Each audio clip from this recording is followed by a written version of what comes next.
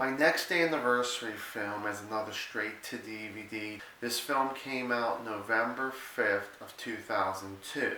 It's called Dog Soldiers. Now first I do want to actually mention that other countries got, probably about maybe a dozen or so other countries got this movie at the theaters, but for USA, this is the one I'm talking about for coming on its DVD premiere. So the thing is that what exactly is Dog Soldiers? Well, Dog Soldiers is actually about, say, close to about 10 people in the military, and there's supposed to be a military exercise between the Army and the Special Forces. Well, the thing is that the Army eventually finds the Special Forces. They technically only find one person whole. Well, everybody else, their cars are flipped over, there's blood everywhere, and like pieces of all these people except one. So the thing is that they're wondering what's going on here. Well, it turns out that not only is it just supposed to be this simple exercise, and that's not where it goes to, it ends up you have werewolves in the mix of this film too. So then the thing is that they, some of them pretty much get killed right off the bat. Some people get mangled by them and barely survive that particular scene there. So the thing is, whoever is left ends up running, ends up trying to find hiding spaces anywhere they can go. Well, they eventually find a woman. She's driving down the road here, and a woman pulls out named Megan, I believe. And the thing is that she ends up driving to like this abandoned house, where it turns out that this is where they end up, and pretty much most of the film.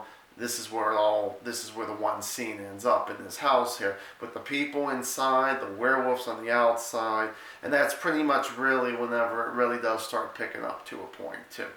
So what exactly did I think about this? Well, let's of course start with the likes on this. Well, the likes, I gotta say, was, even though you really didn't know a lot of the people's names and they would only mention them a few times, I gotta say that the ones that really stuck out name-wise were also my favorites. Well, the woman was actually pretty decent too, but was a character named Cooper and Spoon.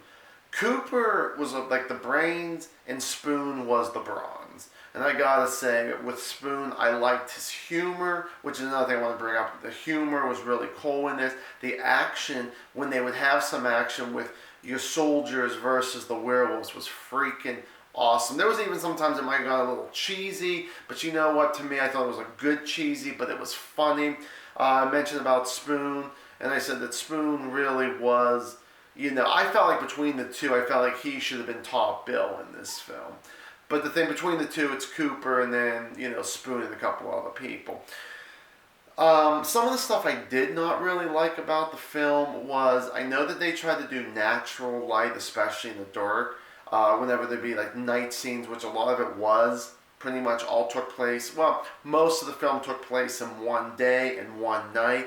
But whenever it'd be dark, it seemed like there was a lot of times that they didn't have like a lot of good lighting on these actors, so it would stay dark. So there were times that you felt like you kind of saw like a shadow moving around, and it's like, oh, that's an actor, not just a shadow. It looks like shadow of a werewolf or anything. Also, I got to talk about the pace. The pace could have been a little faster, but you know what? For times like this is probably one of the few movies I would definitely say the pace, again, needed to be a little faster, but then I can kind of see why it was as slow as it was. And there were parts that think, maybe you could have took that out or took that out or anything like that. I mentioned the woman, Megan. Like I said, she was actually okay for who she was or anything. But yet the thing was, you really didn't know anything about her. But really a lot of these soldiers, you really didn't know anything about them. It seemed like they were just there to fight the werewolves. So that's kind of another thing on that. That could have been like maybe a little bit more who they were. I definitely gotta say I really, really like the way this film ended. Big climax between your soldiers and the werewolves on that one. Is this a film that I would recommend? Yes, I actually would. I really thought this was a fun film, that it was enjoyable. Even after only 15 years, I still like this film, I gotta say.